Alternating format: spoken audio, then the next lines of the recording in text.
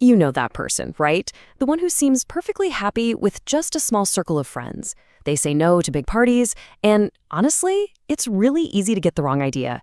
Is it snobbery? Are they just aloof? Or is there something else going on entirely? Well, today we're digging into the real architecture behind this quiet confidence.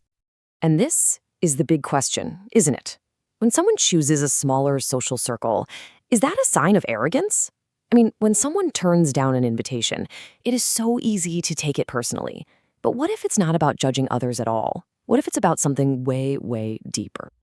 So that's exactly what we're going to do. We're here to challenge all those common assumptions. We're going to use our source material to completely reframe how we understand this quiet, confident behavior. Okay, so let's start at the beginning. Where do all these negative ideas even come from? Let's take a look at the common and often unfair stereotypes that get attached to people who are socially selective. Yeah, these probably sound a little familiar.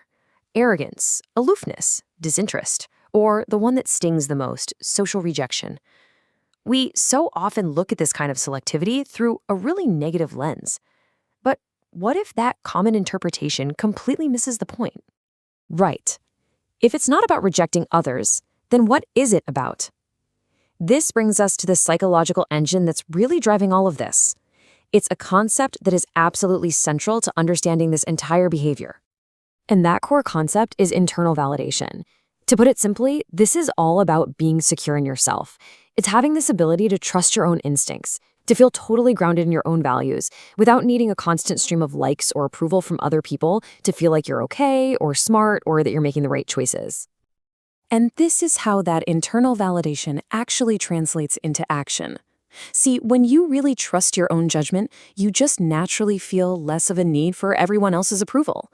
And that frees you up to prioritize quality over quantity in your social life.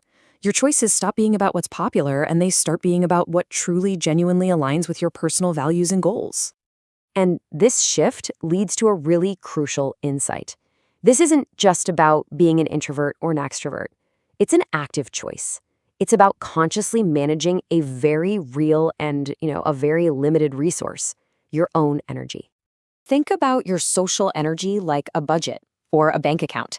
Every single interaction, from a quick chat at the coffee machine to a massive party, it's a withdrawal. So for a quietly confident person, social time isn't some kind of default obligation. It's a deliberate, calculated investment of their limited energy. So what does this investment process really look like in their head? When an invitation comes in, it's not an automatic yes or no. It gets filtered through a few key questions. Do I actually have the energy for this right now? And does this align with what's actually important to me? The final decision comes from that thoughtful process. It's a clear example of self-management, not a snap judgment of other people. Okay, so let's pull all of these threads together. It is time for the big reframe, moving from that negative misconception to a much more empowered reality. And here is that massive shift in perspective. Where we once saw arrogance, we can now see deep self-awareness. What looked like aloofness is actually just emotional efficiency, a really smart way to conserve energy. And what felt like personal rejection, that's really a powerful commitment to aligning one's life with one's own values. And this brings us to what might be the single most powerful takeaway from all of this. Being selective is not selfish. It is a reflection of internal strength and clarity.